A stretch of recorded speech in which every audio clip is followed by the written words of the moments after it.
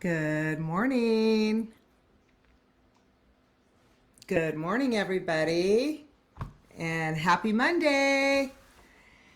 Happy Monday and happy September. And I know we're well into September, but I have not seen you guys for a while. And so I'm happy to see you. And I am happy that you guys are here. And we are talking about one of my favorite topics, which is money. So, then there's that. Hey, Terry. Hi, Ginger. Thanks for joining me this morning. How are you guys? Good to see you. Good to see you.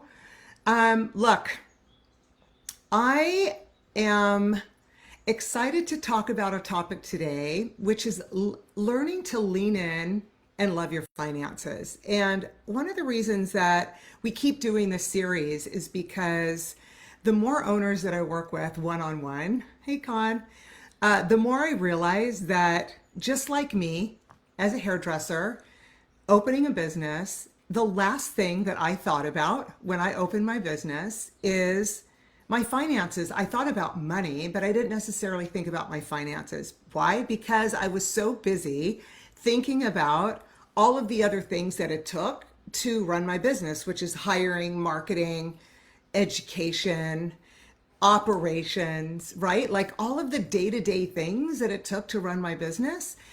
It was like the last thing that I was thinking about really was my finances, although it is kind of counterintuitive because I needed money to do all those things. And that's when the praying kind of kicked in. I think I would just like pray that the money would be there. And if I worked hard enough and if I was doing enough clients, then I would have enough money to pay the bills. But I didn't really understand my finances because I didn't go to school to learn how to read my finances. And then I became fearful that I didn't know how to read them. And it became like this hamster wheel that if I ignored them long enough, then maybe they'd go away and maybe I wouldn't need them. And, the longer that I work with owners, some of the reasons that are coming up that they are not looking at their finances are fear of the unknown. What if I run out of money? What if it's bad news? And like, what if all those things are happening anyways, right? Like, what if those things are happening and you just don't know about it, but they're already happening? So it's like, those are just natural fears that we have in life anyways, right? It's like, if we don't know what's happening, maybe they're not happening. It's just like called denial, I think, right? I think we just call that denial. So I don't know. I think that, today might be less about how to run your finances and more about a mindset around how do we embrace that muscle in our life called curiosity. Because I've given you guys, through different Mindset Mondays, so many different systems. If you guys join our 7 Steps to Salon Profit, I go over a lot of different benchmarks and ways to read your financials. And so this is really less about what to do. I mean, I could give you two big nuggets on what to do is find out what your break even point is. How much do I need to do in sales in order to make sure that I have enough money coming in every month so that I can stay afloat? And, how do I cut my expenses? But really, what I want to go over today is our mindset. And I want to talk about as leaders is exercising this muscle called our curiosity muscle. And the more we exercise curiosity in our business, no matter what it's about, if it's about our finances, if it's about our operations, if it's about how we show up as a leader, how do we stay curious so that we can continue to move forward, curious around, yes, about my financials. Like, how do I elevate my staff? How do I elevate the behaviors? That's a curiosity muscle. If I don't know how to look at my my financials, what do those numbers mean? Who do I need to call to find out what those numbers mean and how to change them? That's curiosity. So that is really what I want to talk about and explore a little bit today. I want to share this story. I'm so hot in here today. My God, you guys, it's like drizzling out, but it's like Hawaii. It's like 80 degrees. Start peeling off clothes. Is it a hot flash? Should I be curious about that? Start fanning myself. So I got to tell you this story, and I think like this is why curiosity came up for me today. So I get a letter in the mail the other day from Wells Fargo, and I got a check in the mail from them, and it was a substantial check. And I have my mortgage through Wells Fargo, and this check was. Hope you don't mind that I'm just fanning myself through a hot flash. I should have a live on menopause, right? Because who's talking about that besides Oprah? So anyhow, I get this check, and this check comes in the mail, and this check says in the letter that it's going back to 2020 when I tried to refinance my house, and I got denied this refi. I tried to refi because the interest rates were super low, and I got denied this refi. And this check is because I got denied this loan, and I think I inappropriately got denied the loan because I couldn't imagine why I got denied this refi loan. And so it was like the interest from that I should have gotten because I inappropriately got denied the loan. It was the interest that I got that I should have gotten that would have been my interest from the time that I would have been refinanced to now. So it was like back interest had I gotten the refi. Okay, so one would celebrate a check that one would get. It's like a windfall of sorts, right? So my wife is like, take the money and run. But I say no. Wait a minute. I was like denied a loan when I should have gotten a loan for lower interest that was for 30 years. And I want to know why. And I want to know, like, now I'm going to the bank. And I need to get to the bottom of this, right? So it's like, again, I don't know, call me crazy. I mean, some people would just deposit the money and run.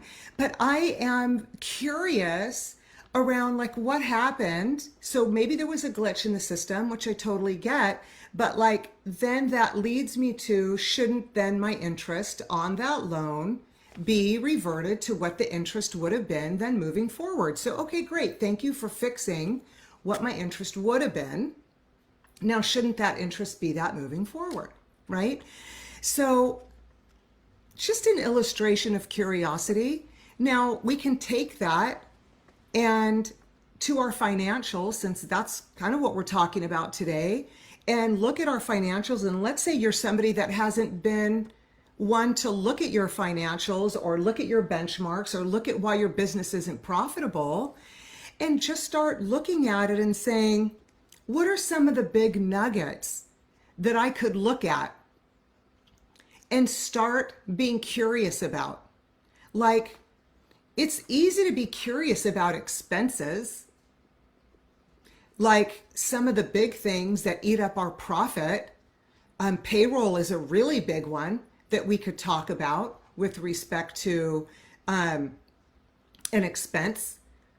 Payroll should really not be more than 45% of our service dollars.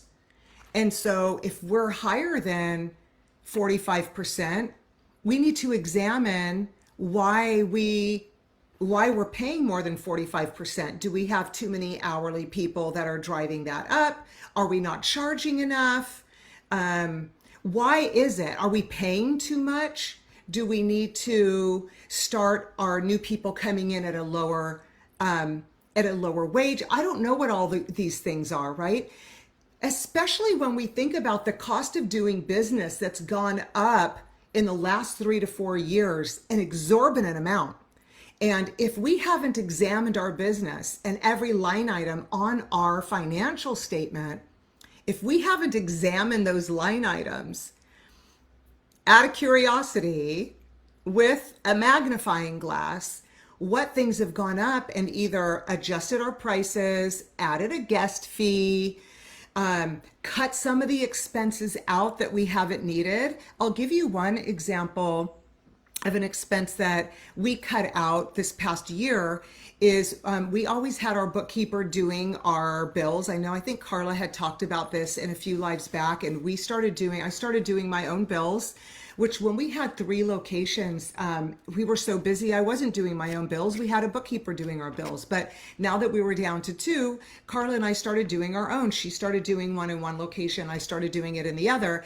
And boy, we were really able to cut some fat out of those, out of our expenses. And one of them was we changed bookkeepers.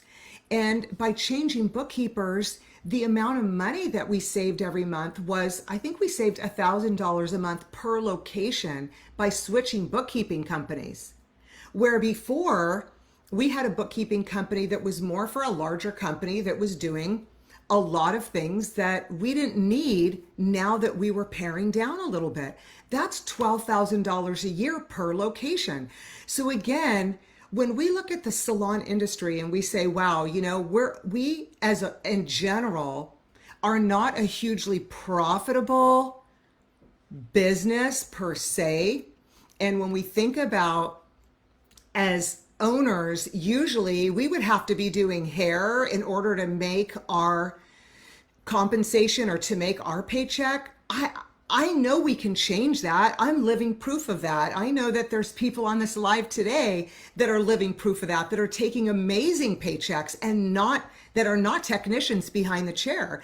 But we have to be able to find the magic. We have to be able to exercise that curiosity muscle and look at every single line item on that financial statement and say, how do I increase these sales? Not only know what my break-even point is, but also what's my profitable break even? So what's my break even? And then some. So if I want to make $10,000 in profit every month, I need to know what's my break even point, and then what do I need to be doing in sales every single day in order to make my $10,000 in profit every single month. Not only what do I have to be doing every single day in sales, but what does each one of my people need to be doing in service and then in retail? So for those of you out there, those out there in the social sea of consultants that are telling you that you don't need to be retailing, really? Hang on, I think I lost. Oh boy. Okay. For those of you that are hearing out there in the social sea that retailing is a waste of either having product in your salon, retail is a huge source of revenue if you do it right. If you have your team, I don't know, our team, we have probably 40 to 50% of our guests purchasing, all of our clients coming in. So the clients that are coming in for services are actually leaving with the product that was used on their hair. If they're not, we should know that every single one of our clients are leaving to go purchase somewhere else. So when we can find out what our break-even point is and then our profitable break-even, then we know what we need to be doing every single day and what every single person needs to be doing every single day. And then it will tell us how many people we need to hire, how many people need to be working for us, and what the production needs to be every single day. So again, unless we're curious about that, then we are going to feel nervous about whether we're doing the right thing. And I think when we have the facts, those are just hard facts. That's not like I'm not operating on a feeling of whether I'm doing well or not. I have a firm belief of what are my facts. My facts are these are the numbers I have to be hitting in order for my business to be sustainable. And if I'm not curious about that, then I'm in fear about that. Then these fears that I hear all the time that are so common, fear of the unknown. What if I run out of money? What if it's bad news? Well, yes, of course. What if, because I'm not seeking that out for myself. As the leader of a business, you have to seek that out for yourself, even if the news isn't what you want it to be. The other side of that coin is, what if you seek it out and the news is what you want it to be? What if you're like, oh my God, this is better than I thought. God, I thought there was a little extra money in the bank. And now I see that, yes, indeed, my payroll is actually coming in at 43% of my service dollars. My back bar is actually 6% of my service sales, not some crazy amount that I thought it was. Then give yourself a pat on the back, and that'll give you the extra juice to move to those other numbers. So even if you look at that financial statement and you're like, God, this is in a different language. This is freaking me out. Just take one line at a time and be curious about what are all of the expenses in the course of a month that create that one line on your financial statement. Yeah. So I don't know. I don't have a magic wand to say, how do you learn to love your financials? But I do have advice on our mindset around how to lean in and stay curious, which then becomes exciting. And then when things are kind of exciting around when you're learning, you're more motivated. And when you're motivated, things become enjoyable. And I want you to be challenged. Just because you're good at something doesn't mean that you know everything about something. There is a lot of room to grow. I even have a lot of room to grow around my financials. Every single month, I meet with my bookkeeper still. And and I'm curious about the little time. Now I'm in refinement mode. What if I do this and then that? Is that going to impact this? And she'll say, well, yes or no. Now I'm digging into my balance sheet. So whatever your next level is where you should be taking it. Your next level might be to just take that financial statement out and just be like, okay, let me just look at it and pick one thing. If you're going to pick something, I want you to pick a big nugget first, though. I want you to pick a big thing. What do my sales need to be for me to have a break even so that I have a sustainable business? What do I need to be doing every day? Once you find out, okay, do I need to be doing $100,000 a month for break even? Then you divide that by how many days you're open in the month. Okay, so take that big nugget. Then we can start looking at, well, I'm not at that. I'm not breaking even yet. Okay, well, in order to break even then, what behaviors then need to change inside my business? Do I need to get the sales up? Do I need to start helping my staff to increase their service per service ticket? Right? So then we can start changing behaviors on purpose, not randomly just because. There's a reason for it. There's a purpose for it. So first be curious and then be purposeful, right? So I don't know what else to tell you. You guys have any questions for me today? You know, I just wanted to jump on here and help with our curiosity, with our mindset. And I think if we can harness that piece, that mindset, just in general in our life, is to keep growing. Take something on that maybe you want to challenge yourself with. Keep your brain moving. I don't know. I want to stay motivated in my life, and I know even in my business, I'm still looking for ways to continue to grow and refine, because I have not done hair in my business for a long time, but I have continued to find ways to refine my financials so I can continue to take a paycheck and not have to jump behind the chair and actually do hair. So Con says, I love being curious with your finance. Con is one of my financial curiosity partners. And I think that you guys should find curiosity partners, because we always literally go to the mat and we try to unravel different things to find different ways to look at our business. And everybody needs a person like that. And it is so inspiring to be able to do that, because it makes it fun. You're not doing it by yourself. And we have that in our 7 Steps group too. So again, if you are just starting out and you are feel overwhelmed, join our 7 Steps to Salon Profit group. It's kind of like kindergarten for people just starting with, what do I need to learn? How do I look at my finances? What are the big nuggets I need to be looking at? And we take you through 7 modules, 7 steps, and helping you out, just moving along the way. Brittany, what are you asking here? How have you gotten your staff so excited to make sure that your percentage of guests purchasing retail? That is a great question. And that has been years and years of culture. That is a cultural, that's cultural behaviors in our company. And maybe I'll do a live on that. Next week, we won't be here. We'll be in Minneapolis for Congress next week. But maybe, let's see, that'll be October. October, I'll be traveling the first week in October. The second week in October, maybe I'll come back and talk about behaviors around retailing and upselling, Brittany, because that's keeping your staff engaged in retail and keeping that percentage up is really about the sequence of service, like that service wheel, and making sure that we're hitting all of those pieces to elevate the guest experience so that the customer has what they need when they leave.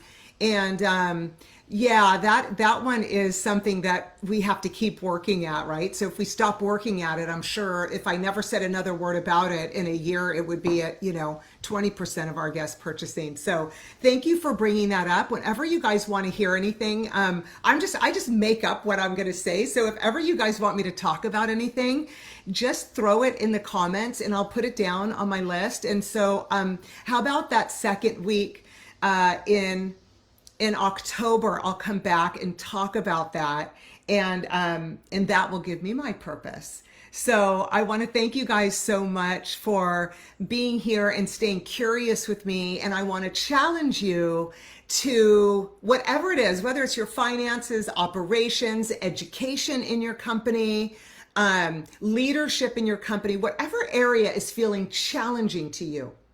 I want you to take a piece of curiosity with you and ask yourself, what could I be doing different? Where is it that I could be elevating myself around this thing that's challenging me? How could I change in order to make myself better or make what's happening around me better? So until we meet again, stay curious, people. Have a wonderful week. And I hope to see a lot of you guys in Minneapolis at Congress if you're Aveda peeps. If you're not, I'll catch you the second week in October. All right? Peace out. Bye, guys.